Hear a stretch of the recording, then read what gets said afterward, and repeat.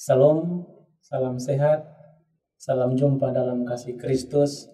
Kita kembali berjumpa dalam program Suara Kebenaran dari Gemit Klasis Kota Kupang Timur. Semoga siang ini saya bisa jumpai Bapak Ibu semua dalam kondisi damai sejahtera yang Tuhan berikan untuk kita semua. Bapak Ibu yang terkasih, kita akan masuk dalam perenungan firman Tuhan. Sebelumnya saya kita semua untuk berdoa. Mari kita berdoa. Bapa yang baik, saat ini Tuhan kami ada di sini. Kami mengakui akan segala dosa dan kesalahan kami. Kami mohon Tuhan kiranya Engkau memberkati kami. Kami akan masuk ke dalam pemberitaan firman-Mu, hikmat-Mu bagi hamba-Mu yang akan menyampaikan dan semua yang menonton acara ini. Biarlah karena hikmat yang daripada-Mu Tuhan memampukan kami semua untuk mengerti apa mau-Mu bagi kehidupan kami. Tolonglah kami Bapa, dalam nama Yesus Kristus kami berdoa. Amin. Bapak Ibu yang terkasih, bagian firman Tuhan yang akan kita baca, kita pelajari secara bersama-sama. Untuk kesempatan kali ini saya pilih dari Injil Yohanes pasalnya yang ke-21 ayat pertama sampai dengan ayatnya yang ke-14. Saya bacakan untuk kita semua di bawah perikop. Yesus menampakkan diri kepada murid-muridnya di pantai Danau Tiberias. Kemudian Yesus menampakkan diri lagi kepada murid-muridnya di pantai Danau Tiberias dan ia menampakkan diri sebagai berikut. Di pantai itu berkumpul Simon Petrus, Thomas yang disebut Didimus, Nathaniel dari Kana yang di Galilea, anak-anak Zebedeus dan 2 orang muridnya yang lain. Kata Simon Petrus kepada mereka, "Aku pergi menangkap ikan." Kata mereka kepadanya, "Kami pergi juga dengan engkau." Mereka berangkat lalu naik ke perahu. Tetapi malam itu mereka tidak menangkap apa-apa. Ketika hari mulai siang, Yesus berdiri di pantai. Akan tetapi murid-murid itu tidak tahu bahwa itu adalah Yesus. Kata Yesus kepada mereka, "Hai anak-anak, adakah kamu mempunyai lauk pauk?" Jawab mereka, "Tidak ada." Maka kata Yesus kepada mereka, "Tebarkanlah jalamu di sebelah kanan perahu, maka akan kamu peroleh."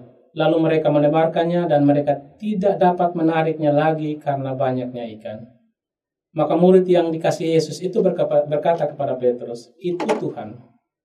Ketika Petrus mendengar bahwa itu adalah Tuhan, maka ia mengenakan pakaiannya sebab ia tidak berpakaian, lalu terjun ke dalam danau. Murid-murid yang lain datang dengan perahu karena mereka tidak jauh dari darat.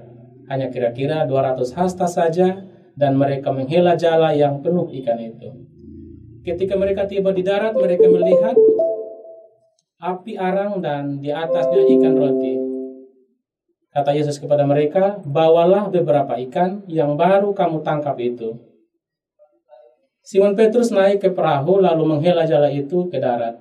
Penuh ikan besar, 153 ekor banyaknya, dan sungguh pun sebanyak itu jala itu tidak koyak. Kata Yesus kepada mereka, "Marilah dan sarapanlah." Tidak ada di antara murid-murid itu yang berani bertanya kepadanya, "Siapakah engkau?" Sebab mereka tahu bahwa ia adalah Tuhan. Yesus maju ke depan mengambil roti dan memberikannya kepada mereka, demikian juga ikan itu. Itulah ketiga kalinya Yesus menampakkan dirinya kepada murid-muridnya sesudah ia bangkit dari antara orang mati. Bapak Ibu yang terkasih, demikian bacaan firman Tuhan untuk kita semua. Kita tentunya di antara kita banyak orang yang masih berada dalam suasana belum lepas dari suasana mencekam pasca badai yang menerpa kita semua, Kota Kupang umumnya, dan mungkin di antara kita bahkan masih menyaksikan program ini dari kem-kem pengungsian karena dampak yang cukup berat yang dialami oleh Bapak Ibu semua. Badai Seroja memang membuat kita kehilangan harta benda bahkan, dan juga ada saudara-saudara kita juga yang bahkan kehilangan nyawanya. Bapak Ibu yang terkasih, siang hari ini firman Tuhan yang saya bawakan, saya akan mengajak kita semua untuk sama-sama berenung tentang pertemuan yang diinginkan pasca badai. Kita pasti sudah sering, bahkan mungkin dari kecil bahkan atau mungkin dari latar belakang kita sering melakukan pertemuan-pertemuan. Apakah itu pertemuan keluarga, pertemuan politik, pertemuan dagang, bisnis, dan segala macam. Dan pertemuan-pertemuan itu kita lakukan pasti dengan bertemu beberapa orang. Nah, sekarang dalam tema atau perikop pertemuan Pastor Bade, saya ingin mengajak kita semua untuk kita fokus bagaimana bertemu dengan orang-orang yang terhampas atau terdampak badai pasca badai yang sudah kita alami. Pertemuan itu apa? Pertemuan itu ketika kita bersua, kita berjumpa, atau kita bertatap muka satu sama yang lain. Ingat bahwa pertemuan itu penekanannya pada bagaimana kita bertatap muka antara satu dengan yang lain. Dalam konteks bacaan firman Tuhan pada hari ini, sesuai dengan perikop pertemuan itu, kita sama-sama akan melihat bagaimana Tuhan menghendaki pertemuan-pertemuan bisa terjadi, sehingga dari pertemuan-pertemuan itu menghasilkan sesuatu yang bermanfaat bagi kita. Sekarang kita lihat. Yang pertama, dari ayat 1 bacaan tadi, di situ disebutkan bahwa Yesus menampakkan diri kepada Petrus dan teman-temannya. Di sini ketika Yesus menampakkan diri, maka terjadilah pertemuan antara Simon Petrus dan teman-temannya dengan Tuhan Yesus. Fokus kita pada hari ini pertemuan itu terjadi karena direncanakan oleh Tuhan.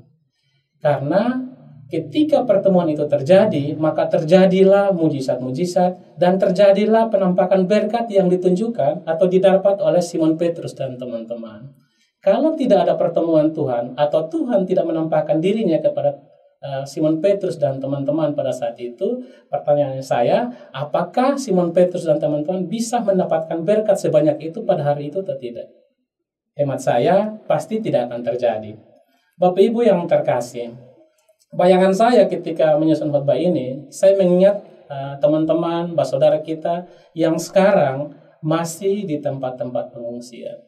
Bayangkan kalau semenjak badai itu tidak ada pertemuan antara mereka dengan pihak luar, atau mungkin Bapak Ibu yang menonton acara ini sudah melakukan pertemuan, maka itu hal yang bagus. Tetapi jikalau tidak ada sama sekali pertemuan atau interaksi dengan orang-orang luar selain mereka yang ada dalam posko-posko pengungsian, maka hemat saya mereka akan makin terpuruk hidupnya dalam kondisi yang tidak pasti.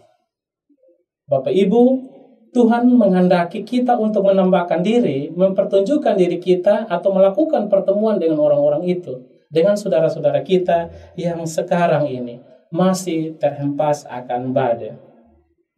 Kemudian dalam ayat yang kedua, dari pertemuan yang dilakukan atau penampakan diri kepada Yesus, muncul atau ada kerjasama antara Simon Petrus dan teman-teman.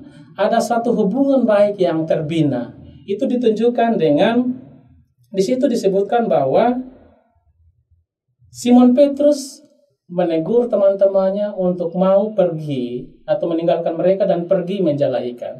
Tetapi atas kepercayaan dan ingin kerjasama yang lebih bagus yang dibangun, maka teman-teman Petrus, yaitu ada Didimus, Nathanael, dan lain-lain, mereka sepakat untuk mengikut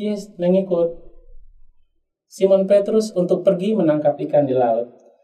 Dalam ayat yang ketiga di situ dikatakan bahwa Simon Petrus berkata, "Aku mau pergi menangkap ikan." Tetapi yang lainnya juga berkata, "Kami mau mengikut engkau."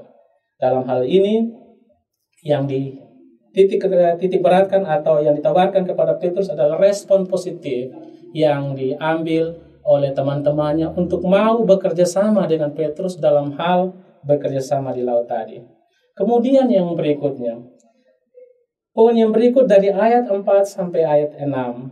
Di situ secara iman mereka yakin bahwa orang yang menampakkan diri atau pertemuan yang terjadi pada saat itu bukan pertemuan yang biasa-biasa. Pertemuan yang luar biasa karena bertemu dengan orang yang betul-betul sangat berpengaruh dalam kehidupan manusia, terutama Petrus dan teman-teman pada saat itu. Walaupun mereka tidak mengenal Yesus, namun mereka mau mempercayai. Nah, ini yang perlu dicatat oleh saudara semua yang sementara berada di pengungsian. Kalaupun hari ini Bapak Ibu belum mengenal Yesus, yakinlah bahwa Tuhan itu ada dan beserta dengan Bapak Ibu. Karena itu, Saya mengajak Bapak Ibu untuk tetap teguh dalam pendirian dan keyakinan kepada Yesus bahwa Tuhan Yesus pasti akan sanggup menolong Bapak Ibu. Hari ini Bapak Ibu mungkin kehilangan harta benda, rumah dan segala macam, tapi yakin bahwa dengan berkat yang ditunjukkan oleh Yesus kepada Simon Petrus dan teman-teman pada saat itu dengan jumlah ikan yang banyak, Bapak Ibu akan dilipat-lipat gandakan berkat dari Tuhan. Kalau betul-betul dalam kondisi ujian seperti ini Bapak Ibu tahan uji dan tetap yakin dan percaya bahwa Tuhan akan mempertemukan dirinya dengan Bapak Ibu, dan pertemuan dengan Tuhan Yesus akan menjadi indah karena Tuhan akan menyediakan segala sesuatu yang Bapak Ibu butuhkan. Bapak Ibu yang terkasih, dari bacaan hari ini pun juga saya mau mengatakan bahwa ayat yang ke-9 sampai ayat yang ke-12 Tuhan menghendaki bahwa kita semua yang memberi diri untuk melakukan pertemuan dengan orang-orang yang sekarang lagi terpuruk, kita wajib untuk saling melayani. Ayat 9 sampai 12 di situ dikatakan bahwa ketika Yesus naik ke darat, dilihat roti dan ikan di atas arang panggangan, Yesus mengajak mereka, marilah sarapanlah. Ini mau mengatakan kepada kita bahwa Tuhan Yesus saja mau melayani orang-orang yang belum diberkati atau masih kekurangan berkat pada saat itu. Apalagi kita yang sudah diberkati oleh Tuhan, yang sudah diberikan lebih oleh Tuhan, wajib hukumnya untuk saling membagi, saling memberi, dan mendukung orang-orang yang sekarang ini ada dalam keterpurukan itu tadi. Tuhan Yesus sudah memberikan contoh dengan melayani. Tugas kita saat ini adalah bagaimana kita juga melayani orang-orang yang sekarang lagi terpuruk itu tadi. Mudah-mudahan ketika firman Tuhan ini didengar, ada hati, ada kesadaran dari kita untuk lebih mau lagi. Walaupun sepengetahuan kami, sudah banyak orang baik yang terus melayani, terus memberi. Dalam keterbatasan pun juga banyak orang yang turut serta memberi sehingga mengurangi beban saudara-saudara kita yang sekarang ditimpa oleh badai itu tadi. Namun percaya ketika Bapak Ibu memberi, banyak berkat juga yang akan disediakan oleh Tuhan bagi Bapak Ibu. Penggantinya akan lebih dahsyat, lebih luar biasa dibanding dengan apa yang Bapak Ibu berikan bagi orang-orang yang terdampak tadi. Semoga dengan firman Tuhan ini Bapak Ibu diberkati dan kita sama-sama mau melayani orang-orang yang ada di sekitaran kita yang terdampak badai COVID tadi. Amin. Bapak Ibu yang terkasih, kita akan masuk dalam doa syafaat. Karena itu, sekali lagi, saya ajak Bapak Ibu semua untuk berdoa. Mari kita berdoa. Tuhan Yesus, hari ini Tuhan, kami ada di sini. Kami boleh membaca, merenungkan secara bersama-sama firman yang sudah disampaikan tadi. Hamba mohon kepadamu Tuhan, curahan hikmat-Mu bagi kami semua, biarlah kami mengerti dan terlebih kami mau mempraktikkan firman-Mu dalam kehidupan kami. Ajarlah kami untuk mau melayani satu sama yang lain, sehingga firman-Mu ini betul-betul kami praktikkan bukan hanya sebatas ucapan atau kata-kata semata. Tetapi ketika kami berhadapan bertemu dengan kondisi di mana saudara kami yang masih ada dalam posko pengungsian, kami mau memberi hati kami, pikiran kami, tenaga kami, bahkan harta kami untuk bisa membantu meringankan mereka ya Tuhan. Bapa di sorga, tolonglah kami menapaki hari-hari hidup kami.